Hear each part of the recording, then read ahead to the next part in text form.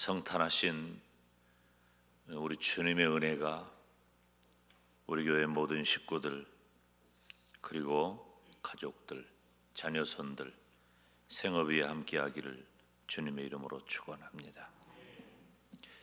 예수님의 탄생과 헤롯 왕에 대해서 지난 주일 밤에 살폈고 또 오늘 저녁까지 살피겠는데요.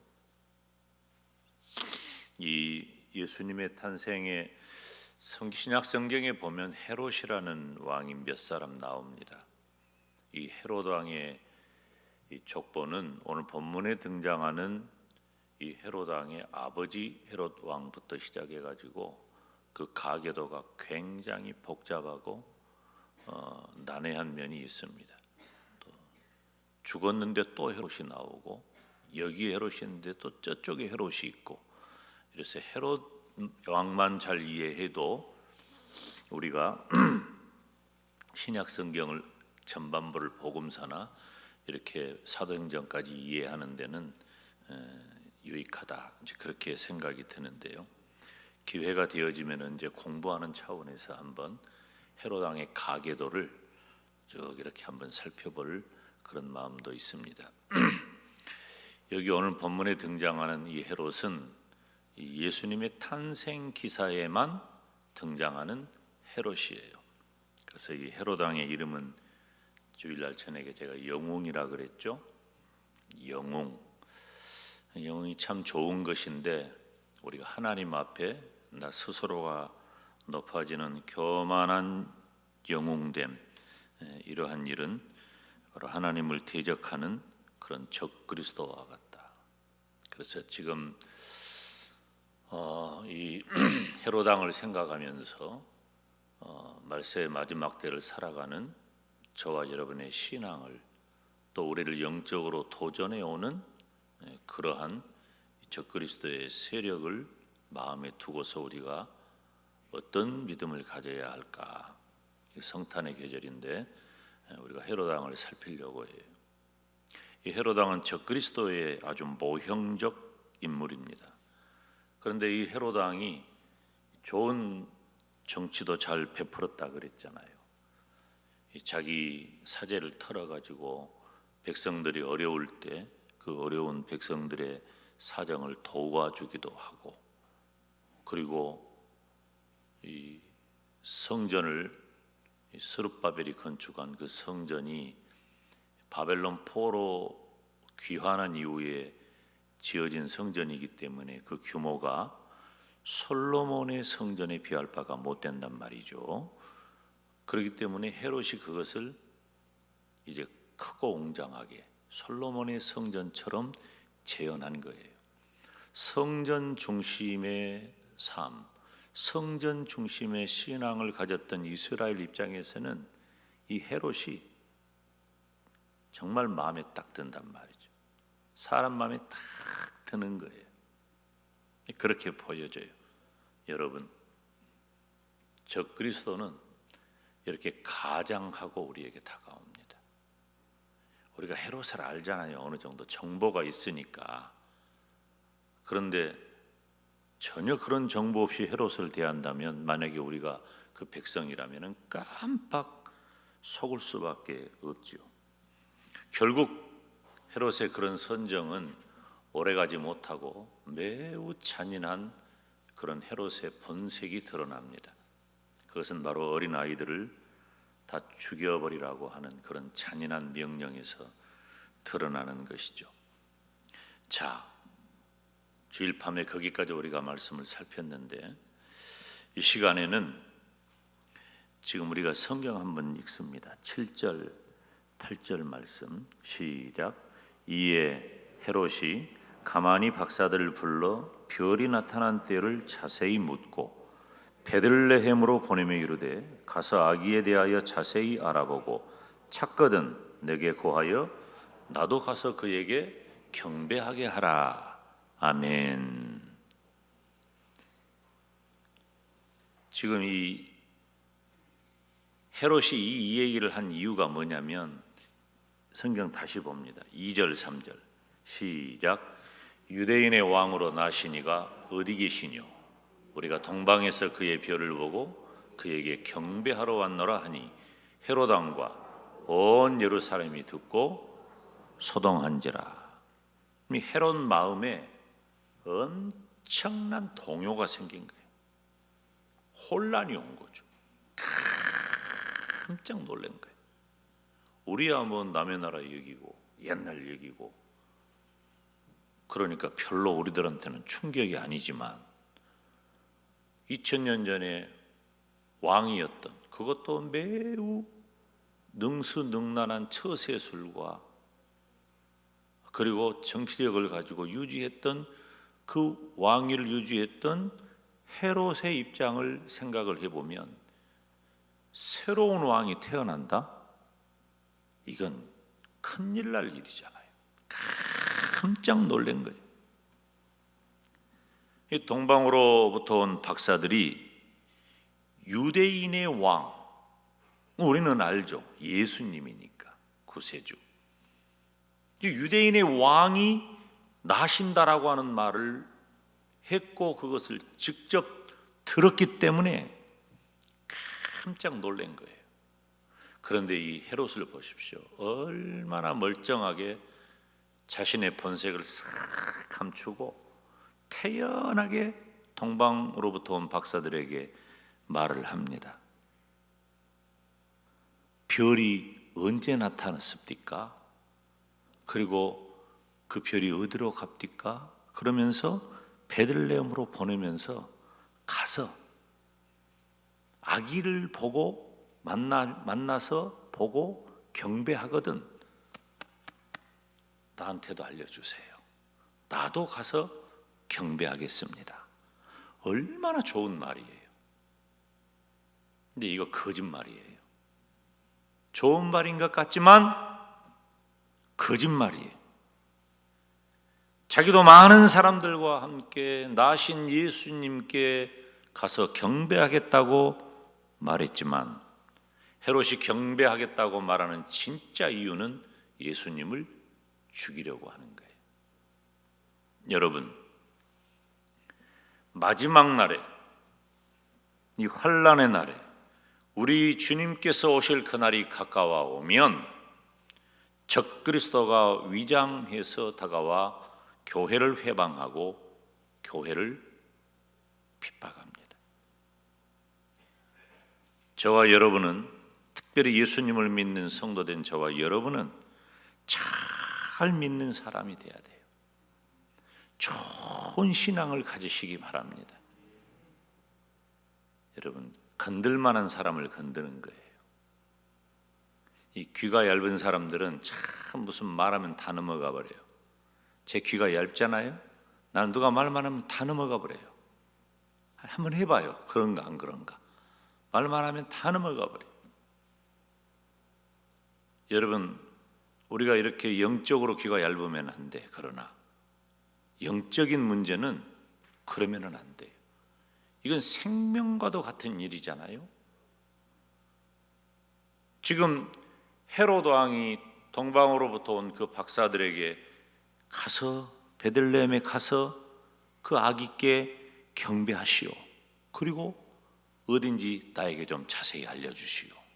정말로 귀가 솔깃한 말이잖아요. 그리고 나중에 보면 이 동방으로부터 온 박사들도 별것 없어요. 이 사람들도 그 말에 거의 넘어갔어. 거의 넘어간 거야. 그런데 하나님께서 어떻게 했어요? 하나님께서 꿈에 나타나 가지고 너희들 헤롯에게로 가지 말아라.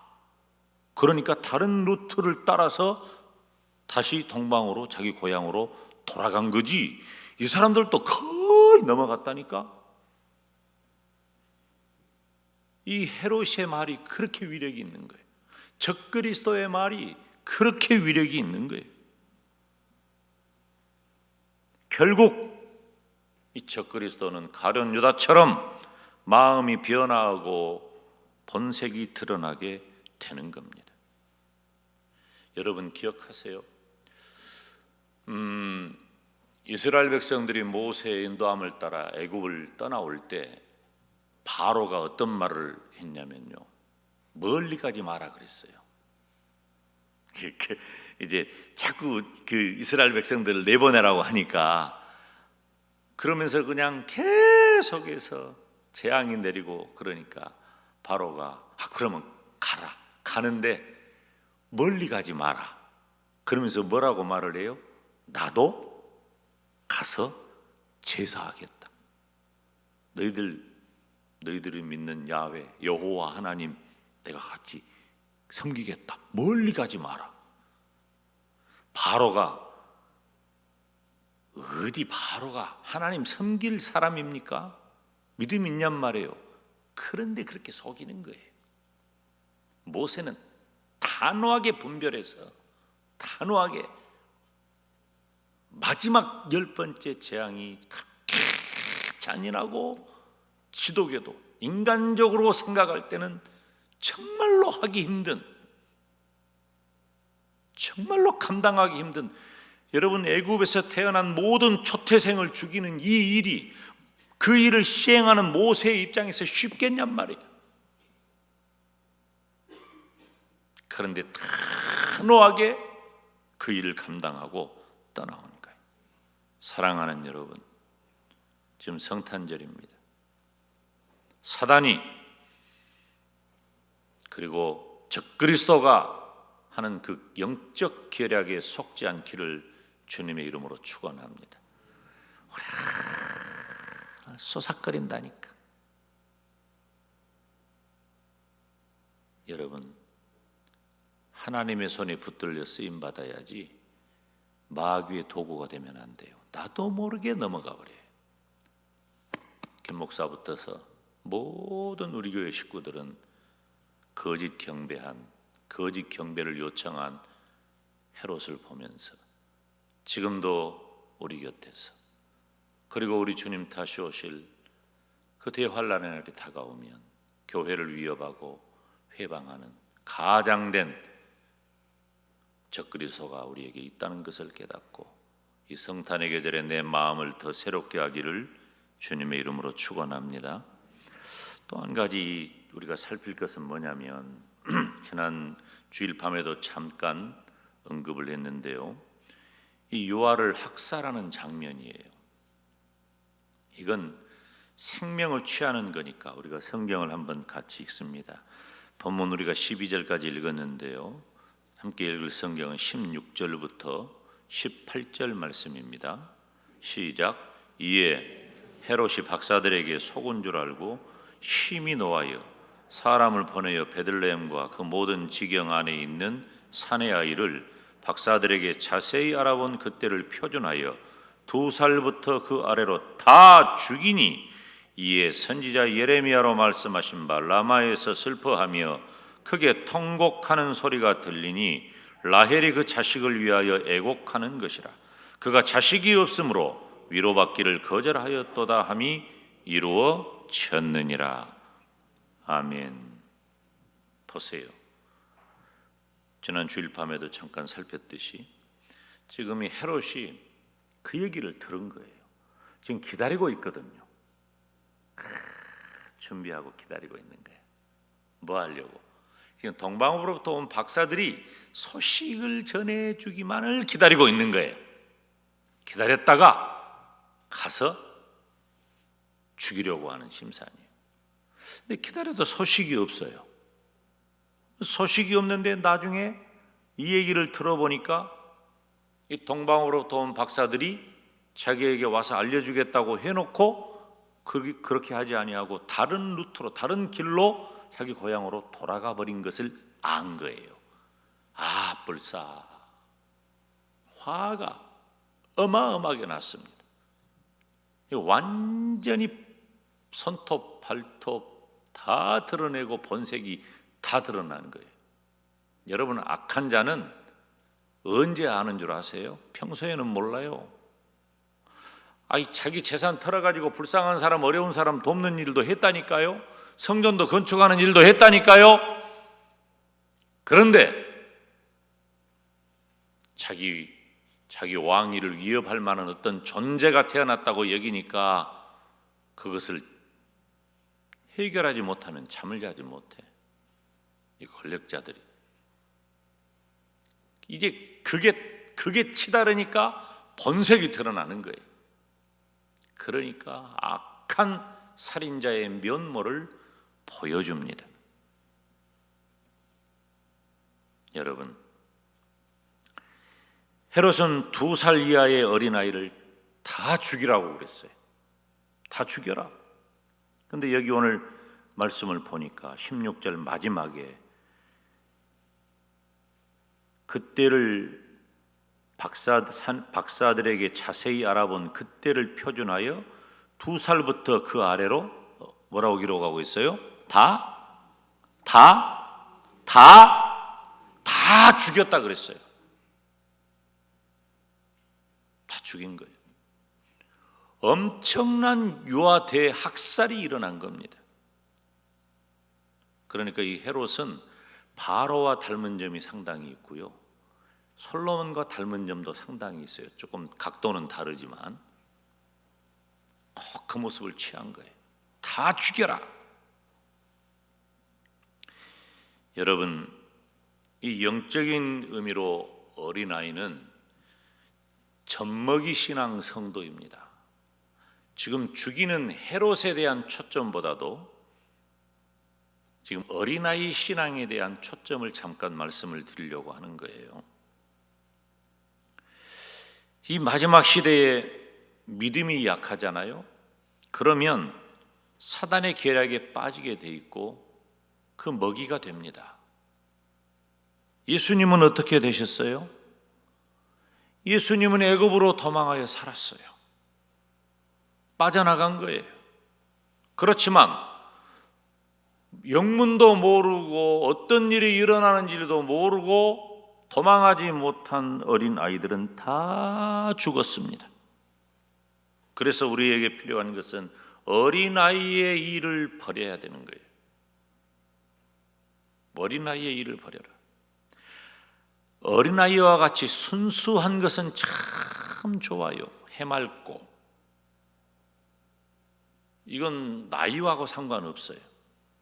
맑고 또 좋고 천진하고, 이런 분은 많은 사람들에게 친화력이 있고 좋죠. 필요해요. 어른이지만 맨날 심각하게 살고 어렵게만 살 필요는 없어요. 좀 하나님 앞에서 또 우리의 형제들 앞에서 천진하게 사는 것도, 그것도 묘한 매력이고 좋은 매력이고요. 괜찮아요. 근데 그런 어린아이 말고, 여기서 말하는 이 어린아이는 영적인 어린아이를 말하는 거예요. 우리가 고린도전서 13장 11절 말씀을 보면 함께 읽어볼까요? 시작. 내가 어렸을 때에는 말하는 것이 어린아이와 같고 깨닫는 것이 어린아이와 같고 생각하는 것이 어린아이와 같다가 장성한 사람이 되어서는 어린아이의 일을 버린단 말이에요. 어린아이의 일을 버리지 아니하고 계속 어린 양하고 사는 것은 어른 대접 못 받습니다. 아직 멀었다고 하는 거예요. 이것은 좋은 마음, 착한 마음, 깨끗한 마음, 천진한 마음, 이것하고는 별개의 문제예요. 뭘 통 몰라. 전혀 모르는 거예요. 말하는 것, 생각하는 것, 깨닫는 것, 이 어린아이의 일을 버려야 돼요. 장성한 사람은 어떤 사람이냐? 키 큰 사람이 장성한 사람이 아니에요. 키 큰 사람이. 어린아이의 일을 버린 사람이 장성한 사람인 겁니다. 아무리 오랜 세월을 교회 안에 머무른다 할지라도 장성하지 못한 어린아이 신앙은 정말 위험합니다. 어떤 사람이 위험하냐면, 아직도 어린아이 신앙을 벗어나지 못했는데 교회 안에 신앙적으로 오랜 세월을 지냈기 때문에 교회 일에 익숙하단 말이에요. 그리고 무거운 직분을 갖게 되는 거예요. 어린아이의 일을 버리지 못한 채 직분을 맡잖아요. 그건 독이 든 잔을 들고 있는 거나 마찬가지예요. 버려야 된 거예요. 도망하지 못한 어린아이가 헤롯에게 죽어버렸듯이 어린아이를 벗지 못하고 장성하지 못하면 적그리스도에게 우리는 다 죽습니다. 영적으로 나도 모르게 이용당하는 거예요. 애들은요 많이 구슬려 가지고 꼬드기면은 다 넘어가거든. 애들처럼. 뭐 요즘 애들은 영학에서 안 그런다고 그러지만 애들은 애들이죠. 어린아이는 그런 거예요. 히브리서 5장 12절로 14절 함께 읽습니다. 시작. 때가 오래므로 너희가 마땅히 선생이 될 터인데 너희가 다시 하나님의 말씀의 초보가 무엇인지 누구에게 가르침을 받아야 할 것이니 젖이나 먹고 단단한 식물을 못 먹을 자가 되었도다. 대저 젖을 먹는 자마다 어린아이니 의의 말씀을 경험하지 못한 자요 단단한 식물은 장성한 자의 것이니 저희는 지각을 사용함으로 연단을 받아 선악을 분별하는 자들이니라. 아멘. 젖을 떼야 돼. 단단한 음식을 먹어야 돼요. 여러분, 이 젖을 떼고 단단한 음식을 먹는다는 것의 적용은 여러 가지가 있지만 말씀으로도 적용할 수 있어요.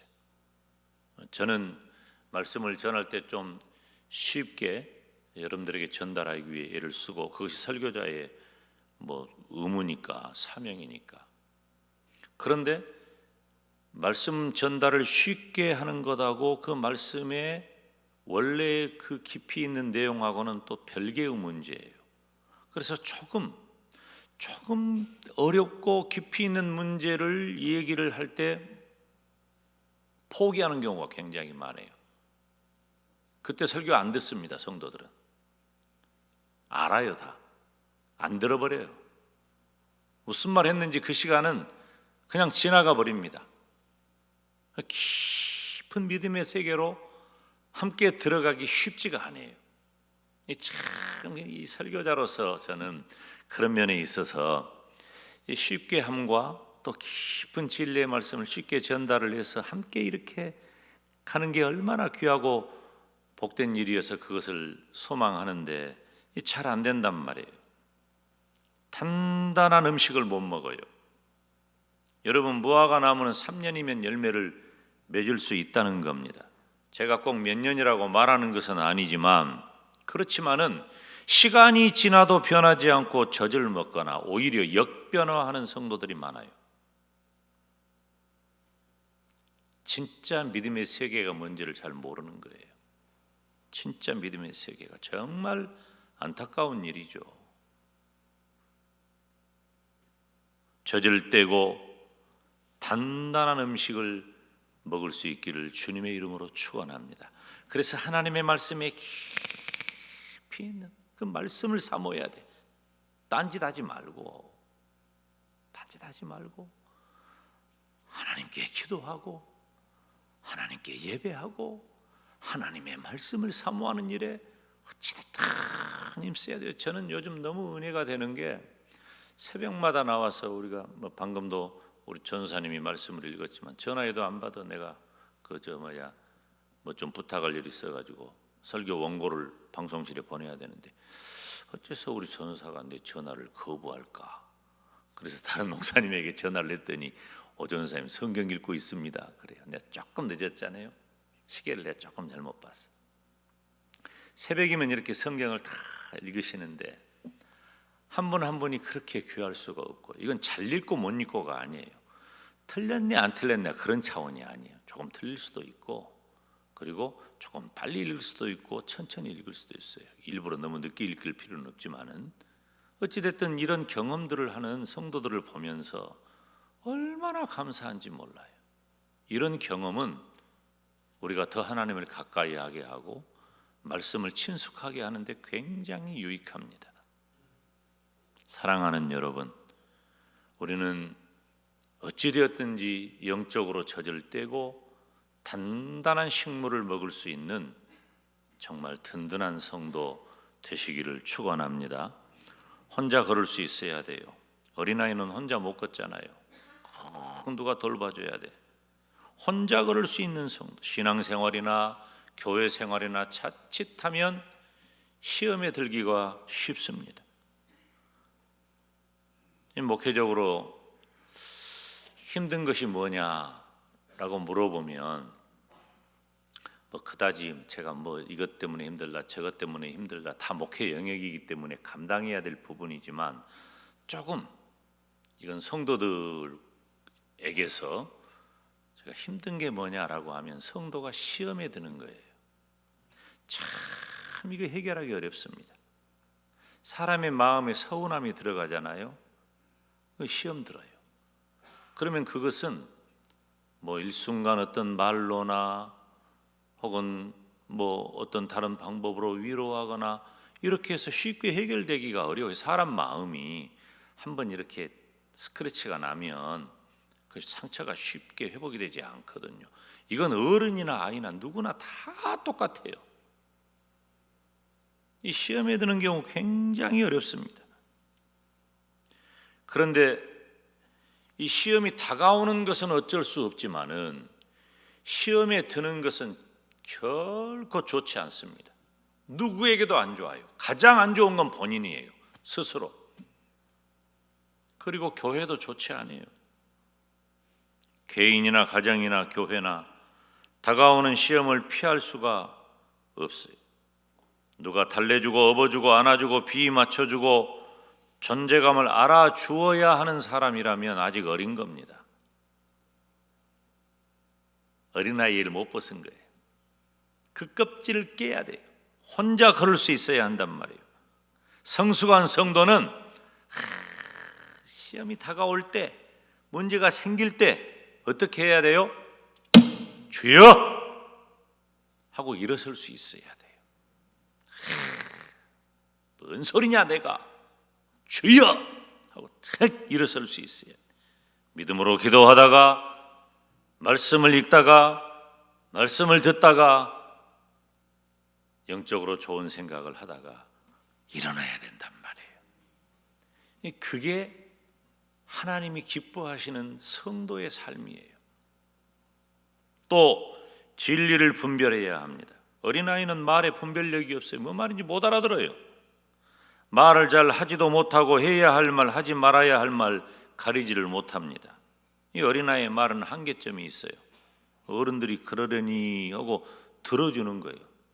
애들 말이 다 맞아서 들어주는 것 아니에요. 애기니까 그냥 봐주는 거예요. 여러분, 이 자리에 있는 우리 모두가 다 마찬가지예요. 사람들이 착각하는 것 한 가지 있어요. 다 내가 옳다는 거예요. 안 그래요? 옆에 있는 사람들이 들어주는 거예요. 그거 들어주는 거지 꼭 옳은 건 아니에요. 근데 문제는 뭐냐면은 들어주면 진짜 옳은 줄 알고 계속 그렇게 가는 거예요. 한계점이 있어요. 이렇게 어린아이의 일을 벗지 못하면 어떻게 될까요? 헤롯에게 어린아이들이 잡혀 죽어버리듯이 어린아이의 일을 버리지 못하면 우리도 적그리스도에게 잡히게 됩니다. 어린아이의 신앙은 자라는 과정으로는 중요하지만 언제까지 그대로 있다면 귀한 것이 아니에요. 저는 실제로 그런 아이를 경험을 했으니까 아주 오래전에 너무너무 비극적인 거예요. 안타깝고 짠하고 무슨 의학적으로도 해결 방법이 없고 아이가 안 자라는데 어쩔 거예요. 계속 떡이기보다 조금 큰 그런 상태에서 나이를 먹어가도 안 자라요. 결국은 그 아이는 오래 살지 못하고 이제 죽음을 맞이했지만 여러분 우리는 성장해야 합니다. 성장해야 합니다. 성장해야 돼요. 2021년이 지나가고 다가오는 새해를 맞이하게 되는데 나는 이 김 목사는 생각을 해보면 네가 성장했냐? 영적으로 성장했냐? 제 아내가 제가 50살 되었을 때 그렇게 바라던 50살 됐으니까 어째 조요? 한 60은 돼야 될 것 같아. 아니, 아직 멀었어. 뭔 소리야. 참 사람은 끝이 없는 존재인 것 같아요. 사랑하는 여러분, 그러나 우리는 두려워하지 않아야 합니다. 결국 헤롯이 죽은 것처럼 적그리스도는 비참하게 끝나기 때문이에요. 우리가 견디기만 하면, 어린아이의 일을 벗기만 하면, 우리가 하나님의 말씀과 기도로 하나님을 가까이 하기만 하면, 예수님께서 살아서 나사렛으로 돌아와 인류 구속의 사명을 감당하셨던 것처럼 하나님은 저와 여러분을 의의 오른손으로 붙드시고 우리 하나님의 영광을 위하여, 주님의 몸된 교회를 위하여 귀하게 사용하실 줄로 믿습니다. 우리가 살아가는 지금 이 시대는 성탄의 계절은 다가오지만은 험악한 어둠의 시대입니다. 악한 적그리스도에게 우리는 영적으로 이용당하지 말고 믿음으로 든든히 서시기를 바랍니다. 저와 여러분의 삶에서 악한 헤롯은 언제나 존재한다는 것을 깨닫고 어린아이의 신앙을 벗어버리고 장성한 자가 되어 우리 하나님 편이 되고 우리 하나님이 기뻐하시는 편이 되고 하나님이 쓰시기 좋은 사람이 되고 하나님이 복 주시기 좋은 성도가 되기를 주님의 이름으로 축원합니다. 기도하겠습니다. 하나님 아버지, 감사합니다. 우리가 거짓으로 위장한 악한 헤롯과 같은 거짓 선지자들이 가득한 이 세대, 그리고 우리 주님 오실 그날이 가까울수록 그 거짓 선지자의 적그리스도의 세력들이 더욱 난무하게 될 터인데, 오 사랑하시는 여호와 우리 아버지 하나님이여, 우리를 불쌍히 여기시고 어린아이의 일을 벗어나 장성한 자가 되어서 견고하며 흔들리지 않게 하시고 주님의 몸된 영광대교회에 든든히 붙잡고 서며 우리 주님 오실 때까지 하나님의 영광과 예수님의 복음을 위하여 멋지게 쓰임받는 복된 교회, 복된 성도가 되게 하여 주시옵소서. 예수님의 이름으로 기도하옵나이다. 아멘.